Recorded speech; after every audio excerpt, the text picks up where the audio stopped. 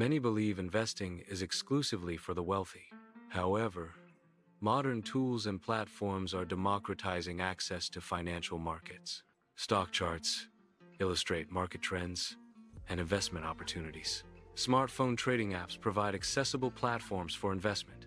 These advancements challenge the misconception that investing is only for the rich.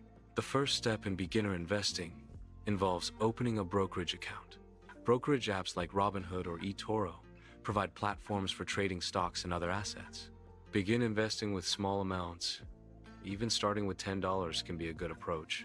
Consistent investing is crucial for long-term growth and wealth accumulation. Avoid panic selling during market downturns to prevent potential losses and maintain a steady investment strategy. A long-term perspective is crucial for successful investing. Focus on consistent growth over extended periods rather than short-term gains. Attempting to time the market often leads to missed opportunities and losses.